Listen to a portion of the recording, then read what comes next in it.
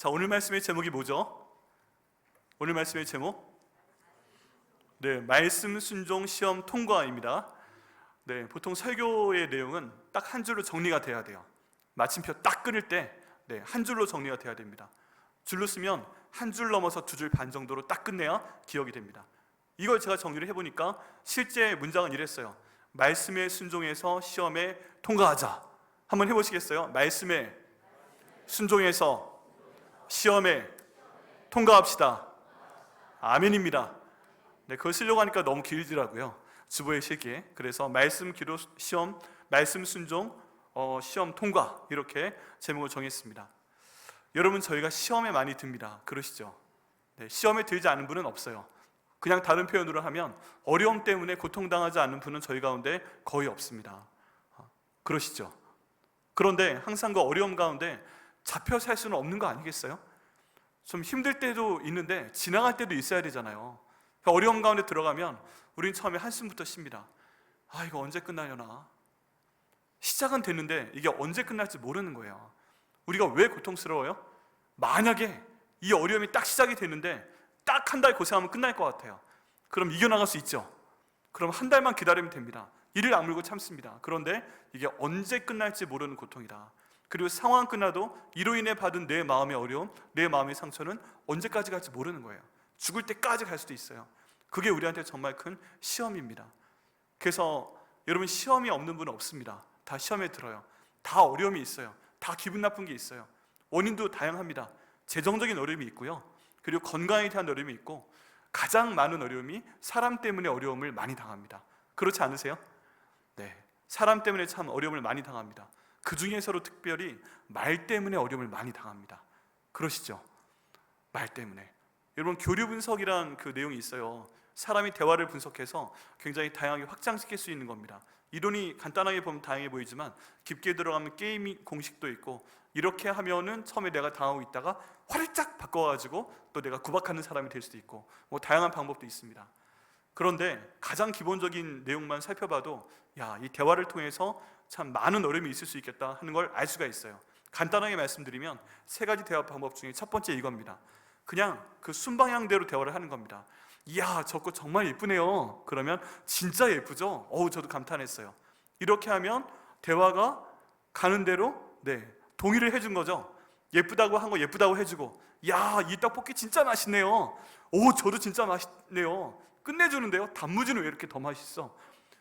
이 집에 오는 이유는 단무지를 먹기 위해서요. 떡볶이는 덤으로 이렇게 좀 덧붙여주면서 하면 대화가 얼마나 즐겁습니까? 쿵짝쿵짝쿵짝쿵짝 하면서 춤추는 것 같이 대화가 왔다 갔다 합니다. 그럼 기뻐요. 이건 시험에 들지 않아요. 근데 두 번째부터는 시험에 듭니다. 방금 말씀드린 거지만, 야, 저 꽃 굉장히 예쁘지 않아요? 라고 물었는데, 저게 뭐가 예뻐? 날씨가 좋지 않아요? 하늘이 회색이구만. 저 하늘 구름 너무 예쁘지 않아요? 난 구름 없는 하늘이 좋더라. 야, 이 된장찌개 진짜 맛있지 않아요? 에이, 짜구만. 무슨 소리야. 이 빵 진짜 맛있지 않아요? 근데 왜 이렇게 신냄새가 나? 이러면 대화가 돼요, 안 돼요? 말하는 사람 굉장히 머쓱하게 만들죠. 이럴 때 이제 서로 간의 마음이 안 좋습니다. 그러면은 이쪽이 착한 분이면 그냥 듣고 넘어가는데, 그 다음부터는 반대로 하는 거죠. 그 주고 받는 겁니다. 그럼 서로 쌍방으로 시험에 들게 되고, 쌍방으로 어려움이 있습니다. 그 다음에 세 번째 대화가 있습니다. 이건 표면적인 대화는 전혀 괜찮아요. 이상이 없어요. 그런데 그 밑에 숨겨져 있는 뜻이 있는 그런 대화가 있습니다. 예를 들어서 우리 교회 2부 예배가 11시에 시작하잖아요. 그런데 11시 한 15분쯤에 어떤 성도님이 들어오세요. 그런데 1부 예배 드리고 로비에 계시던 분이 예를 들어서 11시 15분에 들어오고 있잖아요. 15분 늦었네? 그래가지고 그 성도님한테 물어본 겁니다. 집사님, 지금 몇 시예요? 라고 물어봅니다. 자, 그럼 이건 무슨 뜻일까요? 문 앞에서 옆에 시계 있는데, 다 보이는데 지금 몇 시예요? 하고 물어봤을 때 이 집사님께서 또는 장로님 권사님께서 11시 15분이에요 하고 들어오면 되지요. 할렐루야. 그럼 아무 문제 없는 겁니다. 근데 그런 소리예요? 아니죠.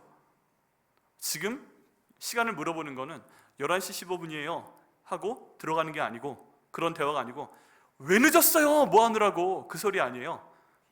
그러면 이 집사님이 넘어가자 싶으면 11시 15분이에요 그리고 들어가면 돼요. 그리고 이 안에 들어와서 예배가 드려질까요? 안 드려질까요? 지가 뭔데 나한테 15분 늦었네 어쩌네 그러면서 이러면서 시험에 드는 겁니다. 예배 드리면서. 그렇죠? 그 소리입니다 결국에는. 네. 근데 그런 게 굉장히 많아요. 우리 삶 가운데 표면적으로는 그렇게 아무것도 아닌 대화 같은데 그 이면에 흐르는 얘기는 까는 거죠. 나쁜 소리 하는 겁니다. 굉장히 그런 상황들이 많이 벌어집니다. 그래서 이런 대화나 또 그 태도, 행동 이런 것들을 통해서 저희 시험에 많이 듭니다. 시험이 없는 분이 없어요. 그리고 시험은요 보통 굉장히 중요한 순간에 저에게 찾아옵니다. 예수님께도 그렇습니다. 우리 1절과 2절 상반절 말씀 보면 시험이 언제 찾아오는지 지금 성경에서 말씀하고 있어요. 한번 내 경우와 비교를 해보셔서 내가 어려움 당했을 때 어떤 순간이었나 한번 보시죠. 자, 1절 말씀 보시면요, 예수께서 성령의 충만함을 입어 요단강에서 돌아오사 광야에서 40일 동안 성령에게 이끌리시며 마귀에게 시험을 받으시더라 라고 되어 있습니다. 자, 여기 보니까 예수님께서 성령의 충만함을 입으셨습니다. 이제 예수님께서 구원을 위해서 복음을 전파하는 사역을 본격적으로 시작하시기 전에 하나님이 두 가지를 시키십니다. 첫 번째는 침례 요한한테 침례받게 하시는 거예요. 그건 이전 설교에서 말씀을 드렸습니다. 두 번째는 뭐예요? 지금 광야로 이끌어서 40일 동안 금식하게 하신 후에 사탄에게 시험을 받도록 하시는 겁니다. 이게 예수님이 받으신 게 아니라 성령께서 이끌어서 광야로 데려가시고 거기에서 시험을 받게 하셨다는 것입니다. 근데 어떤 시기예요? 지금 예수님께서 일생 가운데 가장 성령이 충만하실 때입니다. 여러분, 저희가 예수님의 탄생부터 지금 누가복음 말씀에서 보고 있잖아요. 예수님 탄생하셨는데 예수님이 성령이 충만하셨더라 이런 구절이 있었어요? 없었어요. 예수님께서 16살 때 예루살렘 성전에 가서 이제 부모님과 좀 헤어져 있었더라 이 말씀도 드렸는데 그 구절 가운데 예수님께서 그때 성령에 충만했다 이런 내용이 있었어요? 없었어요.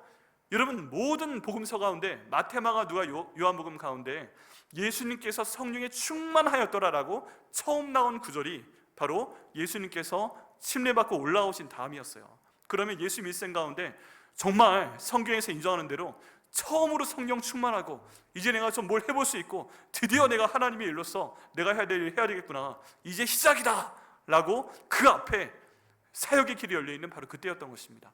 근데 정말 놀랍게도 성령께서 그렇게 성령 충만하고 지금 가장 자신감 있고 지금 가장 건강하고 지금 가장 30대고 뭐든지 할 수 있는 그런 나이에 갑자기 광야로 보내십니다. 여러분, 우리가 광야에 나가보면 우리 한국 상황에서는 그 광야가 잘 이해가 안 되실 텐데 제가 있던 달라스에서는 순간순간이 광야입니다.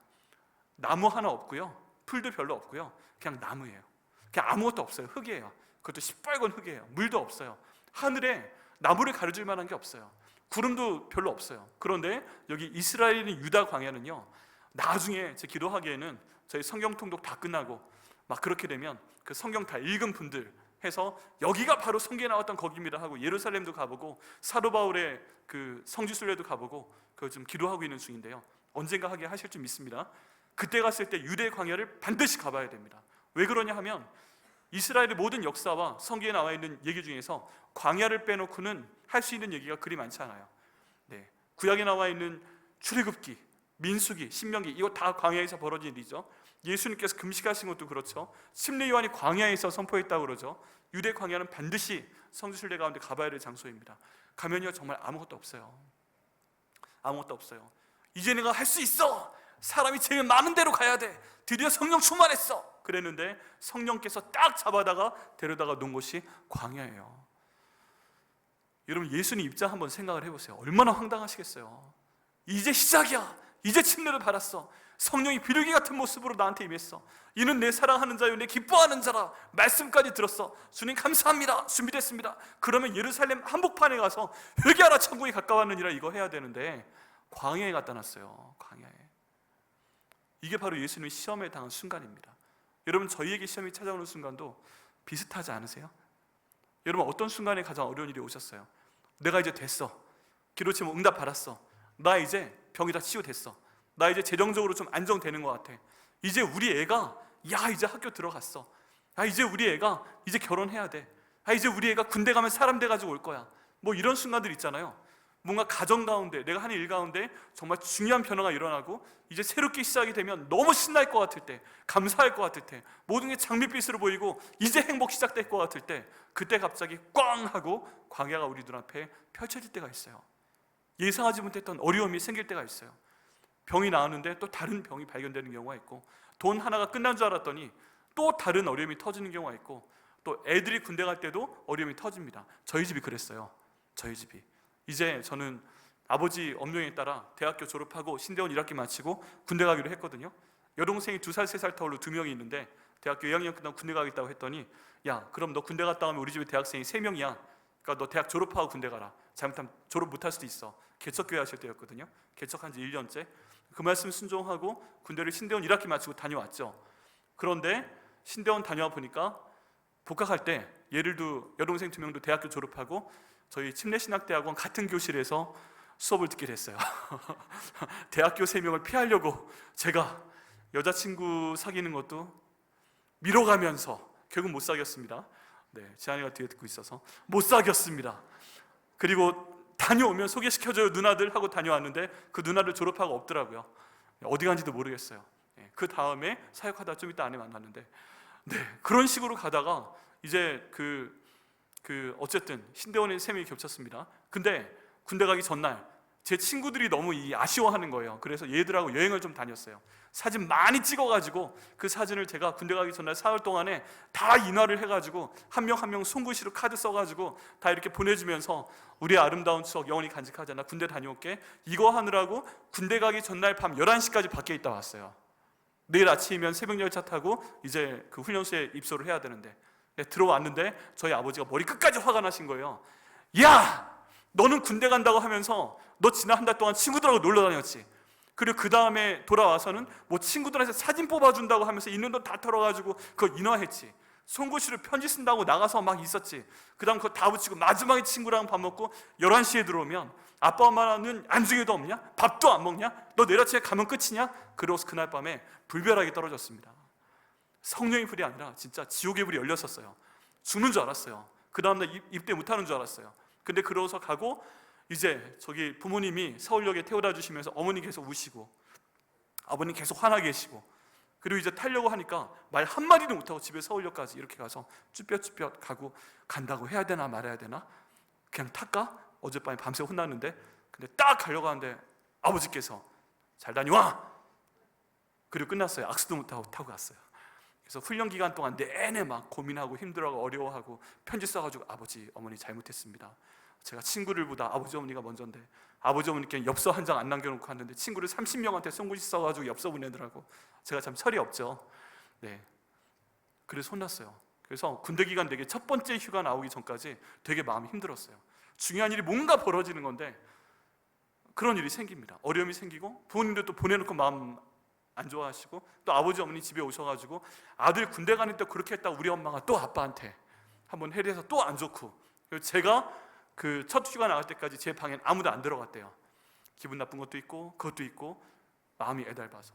큰일 생길 때 그렇습니다. 그죠? 결혼하기 전에도 큰일이 많이 생깁니다.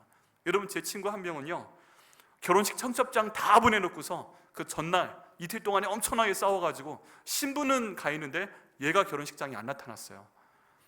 저희는 갔는데, 하객들은 갔는데 난리가 났어요. 이게 웬일이에요? 정말 뭔가 중요한 일이 있을 때 꼭 성령이 충만함 예수님 받은 것처럼 제일 좋은 시기에 제일 행복해야 될 때 가장 극적인 편으로 넘어가서 이제 고생 끝 행복 시작 또는 새로운 미래 이렇게 열릴 것 같을 때, 그때 시험이 저에게 찾아옵니다. 아멘이십니까? 생각해보면 그러시죠? 지금 이렇게 어려워할 때가 아닌데 그런 일이 생겨요. 힘들게 됩니다. 예수님도 그렇게 시험을 받으셨다면 저희도 받습니다. 그리고 상황도 힘듭니다. 지금 여기에서 보니까 예수님께서 40일 동안 시험 받으셨다고 되어 있잖아요. 금식하셨다고 되어 있잖아요. 그러면 여기 있는 마귀가 시험하려고 해도 첫 번째 날 딱 나타나서 첫 번째 날 3가지 시험 해서 통과한 다음에 39일 동안 편안하게 금식하게 하면 얼마나 좋아요. 근데 말씀 읽어보면 언제 나타났냐? 40일 동안 성령에 이끌려 시험 받으시더라. 이 모든 날에, 이 모든 날은 며칠이겠어요? 40일입니다. 40일 동안 아무것도 잡수시지 아니하시니 날수가 다음에 줄이신지라. 이 줄였다는 말이 마리수와 줄인 거지 40일 동안 쫄쫄 굶은 겁니다. 여러분 40일 동안 굶어 보셨어요? 물만 드시고? 저희 아버지께서 3주 21일 금식 기도를 5번 하셨거든요. 근데 그거 끝나시고 내려오셨는데 정말 뼈밖에 안 남으시더라고요. 형제야 부르시는데 형제야 하던 분이 형제야 그러시는데 제가 막 소름이 끼쳤어요. 21일만 해도 근데 40일은 상상이 안 됩니다. 상상이 안 돼요. 그런데 그렇게 줄이신 다음에 그때서야 계속 40일 동안 옆에 앉아있고 얼쩡얼쩡 하던 마귀가 그때서야 3절 말씀 보면 마귀가 이르되 하고 시험을 시작합니다. 더럽고 치사한 놈. 한번 같이 해보시겠어요? 더럽고 치사한 마귀야. 진짜 더럽고 치사하지 않아요? 아니 어차피 시험하러 보낼 거면 시험 받을 만한 때에 좀 하지. 지금 40일 다 지난 다음에 그거 끝나고 제일 힘들 때 시험을 합니다. 여러분 예수님도 이런 시험 받으셨으면 저희도 그렇습니다. 제일 힘들 때 건드리네. 더럽고 치사한 마귀 쉐이 해도 여기 나와 있는 본문대로 똑같은 거예요. 여러분 그래서 저희가 힘든 겁니다. 내가 기분 좋을 때 오지 않아요. 이길만 할 때 싸우자고 오지 않아요. 내가 제일 비참할 때, 내가 제일 힘들 때, 내가 제일 하나님 쳐다봐지지 않을 때, 그때 마귀는 우리에게 와서 시험합니다. 그러니까 그러려니 하셔야 돼요. 왜 나만? 아니에요. 예수님이 그러셨다니까요. 그러려니. 같이 한번 해보시겠어요? 그러려니. 네, 이것만 해도 시험을 많이 통과합니다. 그리고 나서 3가지 내용으로 시험을 합니다. 첫 번째는 먹을 것에 대한 것이고요, 두 번째는 명예와 권세 이런 쪽이고요, 세 번째는 교만에 대한 내용입니다. 이 3가지 내용을 마귀가 시험을 합니다. 근데 가만히 보면 40일간 예수님 금식하셨다고 하는데 여러분 어떤 단어랑 좀 겹치죠? 이스라엘 백성들이 40년 동안 광야에서 고생을 했죠. 이게 축소판이 돼서 40일 금식을 시키면서 예수님한테 이 시험을 지금 주고 계시는 것입니다. 가만히 보면 이스라엘 백성들이 40년 동안 광야에서 훈련받은 내용이 뭐냐, 시험받은 내용이 뭐냐, 요약을 해보면 여기 나와 있는 3가지 시험이에요. 먹을 것 때문에 시험에 들었죠, 높아지는 것 때문에 시험에 들었죠, 교만함 때문에 시험에 들었습니다. 그 모든 시험을, 이스라엘 백성들의 고난을 예수님께서는 40일 안에 딱 압축해서 지금 시험을 받고 계시고 예수님은 승리하고 계십니다.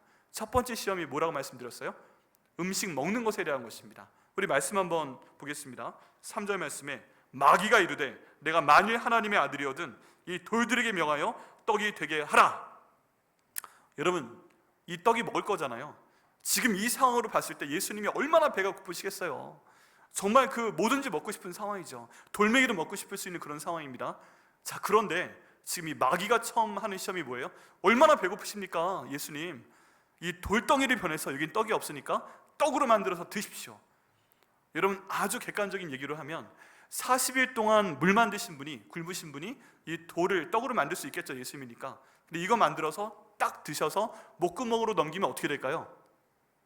죽습니다. 죽어요.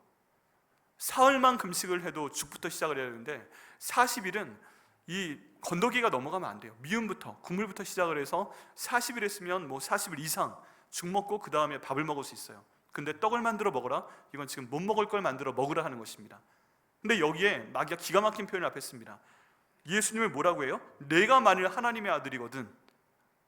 지금 이 마귀가 예수님이 누군지 알아야 몰라요?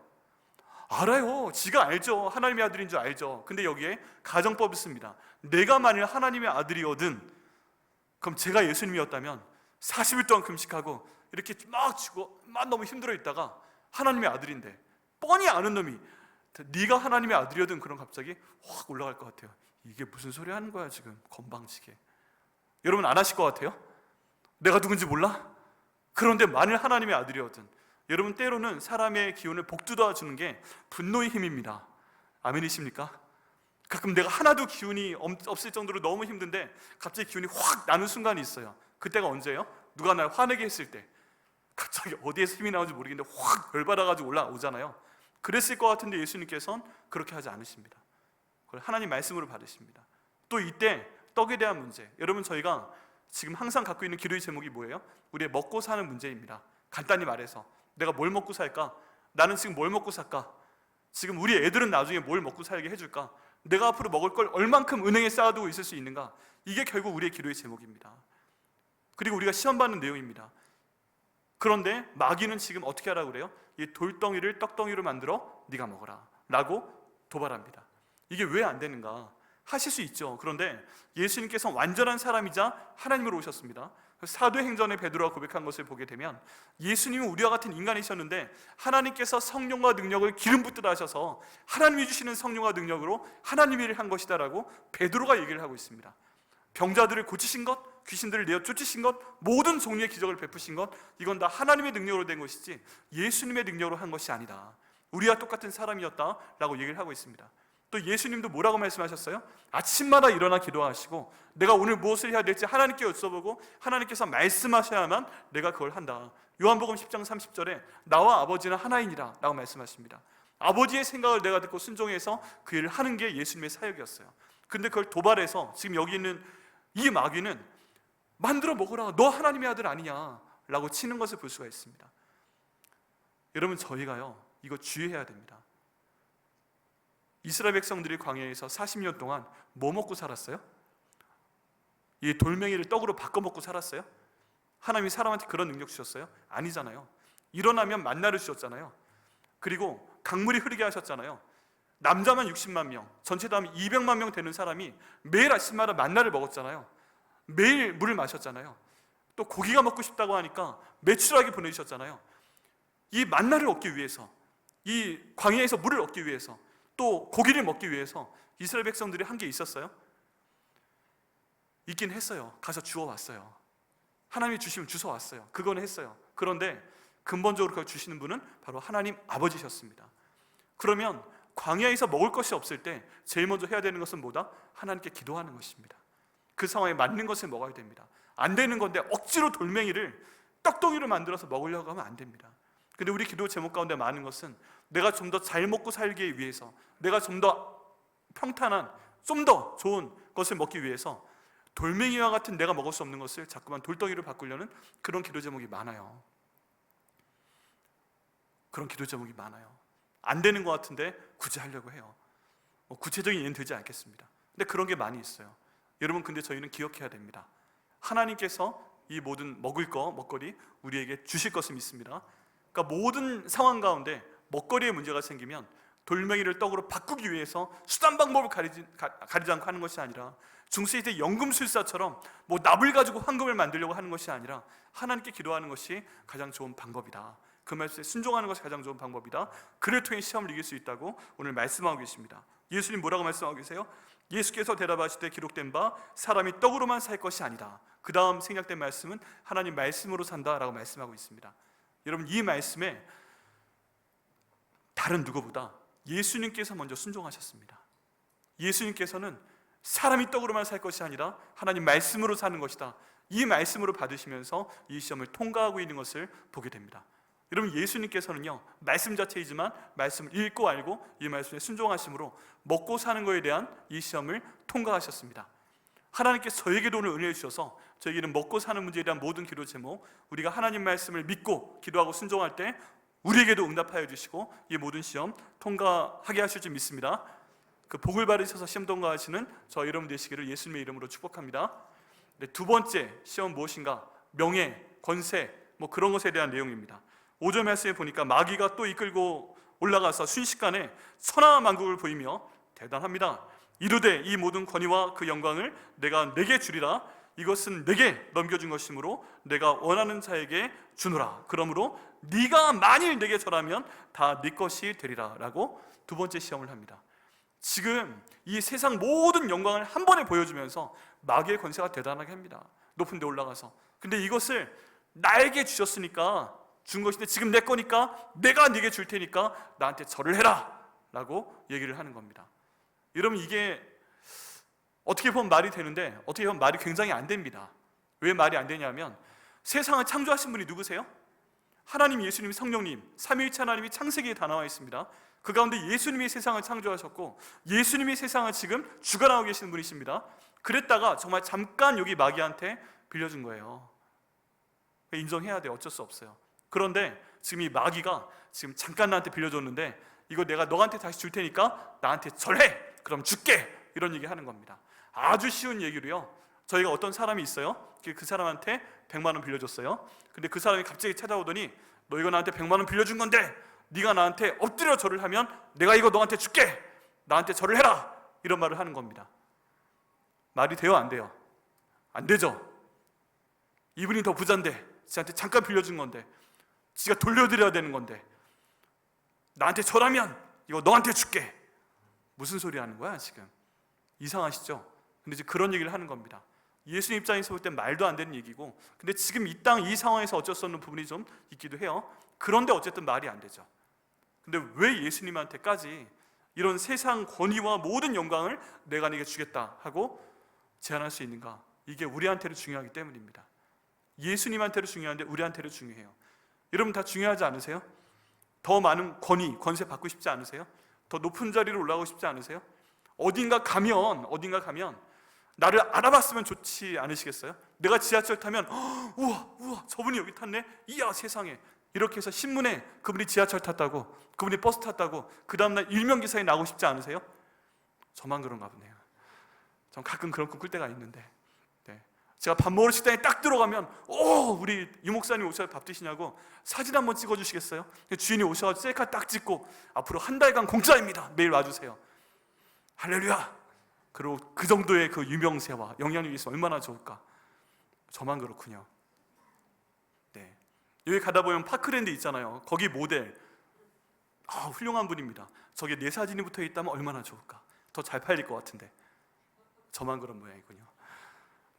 이런 권위, 이런 영향력, 그를 통해 얻을 수 있는 많은 것들 우리가 다 바라보는 것입니다. 근데 여기서 문제는 뭐예요? 그 다음 이것을 주기 위해서 사탄이 뭘 하려고 그래요? 나한테 절을 하라라고 합니다. 여러분 좀 더 높은 자리로 가기 위해서 정당한 방법을 통해 가면 모르겠는데 정당하지 않은 방법을 통해서 거짓인 아비한테 절을 해가면서 모든 권모술수의 왕인 이 마귀에게 절을 해가면서 높은 자리에 올라가 봐야 망합니다. 근데 저희는 항상 이런 유혹을 받습니다. 여기 조금만 어떻게 잘하면, 조금만 거짓말하면, 조금만 잘못된 돈을 쓰면, 좀만 넓게 보면, 좀만 내가 눈 감고 넘어가면, 진실에 대해 말을 하지 않으면 내가 여기에 대해서 좀 더 높은 자리로 갈 수 있겠다. 때로는 그걸 보장받고 나쁜 일을 하기도 합니다. 여러분 그런 유혹이 항상 있습니다. 마귀에게 절을 하라고 하는 것입니다. 중요한 유혹입니다. 우리 모두에게 다 관계된 유혹입니다. 그런데 여기에 대해서 예수님께서 또 말씀으로 받아버리십니다. 뭐라고 하세요? 8절 말씀에 예수께서 대답하여 이르시되 기록된 바 주 너희 하나님께 경배하고 다만 그를 섬기라 하는 말씀으로 넘어가게 됩니다. 역시 말씀으로 받아내십니다. 여러분 하나님 말씀이 그냥 말씀인 것 같지만 저희 이 말씀 기억하고 순종하면 우리 삶의 지침을 우리 가운데 줍니다. 내가 지금 마귀 같은 이 잘못된 제안에 절을 하고 받고 높은 자리로 갈 건가? 아니면 예수님만 섬기고 그분이 인도하시는 아무 문제 없는 자랑스러운 길로 갈 건가? 내 처자식에게, 내 남편의 자식에게 누구에게도 불편하지 않은 길로 갈 건가? 여러분 굉장한 유혹이 될 수 있는데 하나님을 섬기고 갈 때 하나님께서 가장 높은 것으로 하나님이 때 하나님의 방법으로 우리를 보내실 것을 믿습니다. 그 말씀에 대해서도 이 유혹에 대해서도 여기는 예수님께서는 하나님 말씀을 말씀하시고 또 순종을 직접 하심을 통해서 이 시험에 통과하시는 것을 보게 됩니다. 여러분 저희가 기도해야 됩니다. 우리도 모르게 마귀에게 많이 절을 하지 않으세요? 절하지 말아야 됩니다. 내가 손해보는 것 같아도, 내 진도가, 내 승질이 늦는 것 같아도, 내가 잘 되는 방법이 늦는 것 같아도, 내 자녀가 조금만 손 써주면 뭔가 빠른 길로 갈 수 있을 것 같은데 그거 내가 하지 않아도, 자녀에게 원망을 받아도 내가 제대로 된 길로 갈 때 하나님께서 그 복을 우리에게 주시고 시험이 들어있다면 통과하게 하시고 아니면 시험을 아예 지나게 하시는 그런 복을 저와 여러분에게 주실 것을 믿습니다. 그 다음 세 번째 시험입니다. 이 세 번째 시험에서는 이 사탄이 굉장히 특이한 방법으로 예수님을 시험합니다. 어떻게 해요? 성경 말씀을 인용해서 예수님을 시험하게 됩니다. 교만에 대한 시험인데요, 구절 말씀에 또 이끌고 예루살렘으로 가서 성전 꼭대기에 세우고 이르되 내가 만일 하나님의 아들이거든 뛰어내리라. 기록되었을 때 하나님이 너를 위하여 그 사자들을 명하사 너를 지키게 하시리라 하였고 그들이 손으로 너를 받들어 내 발이 돌에 부딪히지 않게 하시리라 하였느니라. 이번에는요 첫 번째 시험에서 그랬던 것처럼 또 한 번 반복합니다. 9절에 내가 만일 하나님의 아들이거든 여기서 뛰어내리라. 제가 하나님의 아들이었으면 나 하나님의 아들 맞거든. 본래 내가 뛰어내렸을 때 천사가 나 받아준다니까. 천사가 딱 나 받아주면은 너 그 천사를 보내서 너 때릴 거야 내가. 그랬을 가능성이 있어요. 그런데 예수님께서는 뛰어내려서 보여주시면 되는데 그까이 거 그 쉬운 걸 한번 해보면 되는데 안 하십니다. 여러분, 여기에서 어떤 시험이에요? 예수님을 교만하게 만드는 겁니다. 여러분, 하나님께서 이 땅 가운데 예수님 보내실 때 성전에서 뛰어내리면 천사들이 받는 거 사람들에게 보여주라고 보내주셨어요? 아니잖아요. 네가 해야 될 일은 사람들이 죽는 거야. 십자가에 달려 죽어서 모든 사람들의 죄를 대속하는 거야. 너는 낮은 자가 돼야 돼. 발 닦아주는 자가 돼야 돼. 겸손한 사람이 돼야 돼. 그 버림받은 사람들에게 가서 그들에게 복음을 전하고 그들을 하나님께로 그 영을 인도해내야 돼. 이거 받고 왔는데 내가 하나님의 아들이다, 봐봐, 천사가 바라주는 거 봐. 그리고 땅 하고 번지 점프를 했는데 밧줄도 없이 갑자기 천사가 바라주는 바람에 두둥 하고 뛰었다가 딱 안전히 서서 내가 하나님의 아들이다 그랬을 때 우와, 이걸 하나님이 원하셨겠어요? 그건 아니란 말이죠. 근데 우리 모두는 이거에 대해서 좋아합니다. 내가 주목받고 싶어하고, 내가 사진을 찍어주는 사람이 아니라 사진 찍히는 사람이 되고 싶고, 어디 가면 저 한번 찍으시겠어요? 하고 요청하는 사람이 아니라 요청받는 사람이 되고 싶고, 내가 누구를 초청하는 것이 아니라 초청받는 사람이 되고 싶고, 그 모든 것이 다 교만입니다. 할 수 있지만 예수님께서 안 하십니다. 근데 이 말씀도 하나님 말씀으로 받으십니다. 뭐라고 받으세요? 예수께서 대답하여 이르시되 주 너희 하나님을 시험하지 말라. 신명기 6장 16절 말씀으로 받아내십니다. 자, 여기에 보게 되면 교만에 대한 내용이라고 했는데 예수님이 받으신 구절을 보니까 시험에 대한 내용으로 봤습니다. 다른 말로 하면 나를 높이고자 하는 모든 것은 시험이 될 수 있어요. 나를 높이고자 하는 모든 것은 시험이 될 수 있고, 우린 그런 유혹을 항상 받습니다. 그런데 이때 하나님께서 말씀하시는 건 뭐예요? 하나님께서 주시는 그 길 그대로 겸손하게 가면 된다는 것입니다. 여러분, 여기에서 저희가 굉장히 특별한 내용을 볼 수가 있어요. 여기는 마귀가 예수님 시험하는데 하나님 말씀으로 시험합니다. 그죠? 시편에 나와 있는 구절을 가지고 시험을 하는 걸 볼 수가 있습니다. 시편 말씀으로요. 이 시편 말씀, 시편 91편 11절과 12절에 나와 있는 말씀입니다. 여러분, 마귀가 예수님 시험할 때 성경 말씀으로 시험을 해요. 시편을 읽었어요. 우리도 잘 안 읽고 있는 시편을, 우리도 잘 안 읽고 있는 성경 구절 가지고 이 마귀가 가지고 예수님 시험한다니까요. 여러분, 그러면 저희가 성경을 읽어야 되겠어요? 안 읽어야 되겠어요?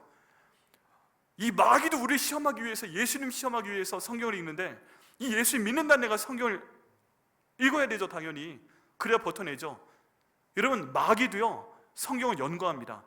정말입니다. 이단들이요 성경을 연구합니다. 정말입니다. 왜 그래요? 사람들을 유혹하기 위해서, 거짓말하기 위해서. 여러분, 예를 들어 이런 이단이 있습니다. 이름 밝히지 않겠는데요, 교회 다니는 사람 찾아서 자기들 교리를 가르치는 사람들입니다. 근데 처음 만났을 때 이렇게 물어봅니다. 교회 다니세요? 예수 믿으세요? 네, 믿습니다. 직분이 어떻게 되시죠? 네, 그냥 성도입니다. 집사입니다. 권사입니다. 장로입니다. 그러시군요. 그럼 성경 많이 읽으셨어요? 네, 좀. 그러면 이런 질문합니다. 자, 그러면 언제, 몇 월 며칠 몇 시, 몇 시 몇 분 몇 초에 어디에서 구원받으셨어요? 라는 질문을 합니다. 여러분, 이 질문 받으면 어떻게 하시겠어요? 여러분, 답변할 수 있으세요? 그러면 3마디 붙입니다. 구원받은 사람은 자기 구원받은 날짜 몇 초까지 다 알아야 돼요. 그거 모르면 구원받은 거 아니야. 장소도 알아야 돼요. 대답하실 수 있는 분, 성경적으로 안 계세요? 또 우리 사랑하고 존경하는 저희 피어세가 같은 박진영 목사님께 여쭤볼 수밖에 없네요. 자, 박진영 목사님, 몇 월 며칠 몇 시 몇 분 몇 초에 어디에서 구원받으셨나요? 어떡해요, 우리 목사님 구원받지 못하신 것 같아. 모른대요. 그거 모르면 구원받지 못한 건데, 그거 모르고 어떻게 여기에서 부목사님 하고 계시죠? 그러게요. 근데 정말 불행하게도 저도 모릅니다. 성경적으로 보면 그거 모르는 게 정상이에요. 하나님만 아십니다. 근데 성경을 안 읽으면 이게 모르는 게 정상이라는 걸 모르니까 그거 알아야 돼요? 왜? 가짜 교회 다니시네. 가짜 교회. 그거 담임 목사님이 안 알려줬어요? 왜 안 알려줬어요? 가짜 담임 목사네. 우리 저기 예배 드리는 데 갑시다. 그래요? 하고 갔다가 거기 빠지는 겁니다. 성경 안 읽으면 이렇게 당한다니까요. 지금 여기서도 성경으로 하니까 예수님이 그랬지 하고서 점프하시면 당하는 겁니다. 근데 다른 성경 말씀이 그 안에 살아있어서 내 하나님을 시험하지 말라 말씀하시니까 예수님 그 말씀 붙잡고 딱 이 시험을 통과하십니다. 여러분, 여기에서 저희가 성경을 아는 것과 성경에 순종하는 것의 차이점을 알 수가 있습니다. 여러분, 마귀가요, 사탄이 성경 잘합니다. 근데 성경을 잘하는데 마귀는 왜 마귀이죠? 그 성경 믿었으면 지가 천사가 되든지 예수 믿는 사람이 되든지 해야지 왜 계속 마귀로 남아있죠? 왜냐하면요, 그 마귀는 성경을 알기만 하기 때문에 그래요. 알기만 해요. 이해만 해요. 예수님을 마귀가 알아보고 제일 먼저 달려와서 무릎을 꿇습니다. 근데 계속 마귀로 남아있어요. 근데 다른 차이가 하나 있어요. 그게 뭐냐면 예수님을 정말 믿는 사람들, 특별히 여기 있는 예수님은 그 말씀도 알고 순종하는 분이었다는 것입니다. 여러분, 성경의 내용을 알기만 하면, 잘못하면 마귀처럼 성경을 읽는 것입니다. 마귀처럼 성경을 아는 것입니다. 그러면요, 성경 일독백독해도 소용이 없어요. 마귀처럼 말씀을 이용하는 데만 사용하게 됩니다. 근데 우리 예수님 하시는 것처럼 한 구절의 말씀을 읽어도 내가 이 말씀에 순종하겠습니다, 내 삶 가운데 순종하겠습니다 하고 순종함이 나올 때 그 말씀이 능력이 되고 우리 삶 가운데서 하나님의 일을 행하시는 능력이 될 줄 믿습니다. 그게 차이인 거예요. 그래서 우리 교회 클로저 할 때 오가 오베이잖아요. 왜 그렇게 말씀을 나눈 다음에 순종하라고 하는가? 그거 안 하면 성경을 100번 읽어도 마귀처럼 성경을 읽는 게 되기 때문에 그렇습니다. 많이 읽는 것도 중요하죠. 그런데 순종할 때 하나님의 능력이 드러납니다. 그래서 하나님도 순종이 제사보다 낫고 라고 말씀하셨잖아요. 그럼 말씀을 읽었을 때 이 말씀을 순종하며 가면 우리가 모든 종류의 시험을 통과할 줄 믿습니다. 오늘 말씀의 제목, 말씀, 순종, 시험 통과인데요, 이 마귀가 줬던 세 가지 시험, 먹고 사는 거에 대한 문제, 권세 영광 거기에 대한 문제, 교만에 대한 문제, 시험은 참 다채롭게 이렇게 나왔는데 예수님께서 모두 성경 말씀 가운데 있는 하나님 말씀으로 인용해서 그 말씀에 직접 순종하심으로 이 시험에 통과하시는 것을 저희가 보게 됩니다. 할렐루야. 예수님이 이렇게 통과하셨다면 우리의 시험 통과 방법도 똑같습니다. 우리는 많은 부분에 시험에 걸려 넘어집니다. 막 잘 나가다가 갑자기 광야로 들어가게 되면 나 예수님 안 믿어, 나 예배 안 드려, 나 성경 안 봐, 나 더 헌금 안 봐, 내가 그동안 한 헌금이 얼마인데 하나님 나한테 이런 일 당하게 하고, 잘 나가다가 이게 무슨 일이야. 그리고 광야에 들어가는 순간 거꾸러지는 분들이 계세요. 어떤 분들은 40일 금식하는 기간 동안에 거꾸러지는 분 계세요. 어떤 분들은 마지막에 마귀에게 시험 받고 거꾸러지는 분 계세요. 그런데 중요한 건 뭐다? 예수님도 이 시험 다 받으셨다. 마귀가 결국 원하는 건 뭘까요? 이렇게 해서 하나님이 나를 강력하게 만들어서 이제 본격적으로 하나님을 하는 거 방해하는 것입니다. 여러분, 제가 장담하는데 저희 교회 앞으로 어려운 건 많을 거예요. 왜 그래요? 부흥할 거니까. 이제 말씀 읽었으니까 말씀대로 성경 통독 한 분이 교회 성도의 100분이 넘어가니까, 절반이 넘어가니까, 우리 중보기팀 40명이 기도하고 있으니까, 우리 이제 전도 훈련 받으러 가니까, 우리 이제 세계 선교 시작했으니까, 우리 장로 권사님들이 교회 관리 시작하고 재정 책임지기 시작했으니까 이제 그렇게 되면 교회가 부흥할 것밖에 없잖아요. 그러면 지금 우리가 성령 가장 충만한 상태입니다. 그 다음에 갑자기 확 광야로 들어갈 수 있어요. 어떤 문제가 생길까요? 갑자기 돈 문제 생길 수 있고, 성도 간에 갈라질 수 있고, 우리 장로님 사이에 갈라질 수 있고, 저와 부목사님들 사이에 갈라질 수 있고, 저와 장로님 권사님 사이에 갑자기 막 갈라질 수 있고, 막 서로 배척할 수 있고, 여러 가지 일들이 생길 수 있어요. 그때 우리는 오늘 말씀을 기억해야 됩니다. 들어가는구나. 주여 말씀에 순종케 하여 주옵소서. 그 다음 우리가 가장 힘이 없을 때 제일 큰 시험이 와도 하나님 말씀으로 이겨내야 되겠다. 이때 마귀가 원하는 게 뭐예요? 성경 보지 마, 기도하지 마, 교회 나가지 마, 헌금하지 마, 모든 하나님의 복을 다 네가 지워버려, 거기서 죽어! 이게 마귀가 하는 얘기입니다. 그런데 예수님께서 이겨내신 것처럼 우리가 오늘 말씀의 제목처럼 말씀 읽고 순종하면 시험에 통과하고 승리할 줄 믿습니다. 우리 이 말씀 오늘 기억하시고 이해하시고 순종하셔서 하나님께서 주시는 놀라운 복을 받으시는 저와 여러분 되시기를 예수님의 이름으로 축복합니다.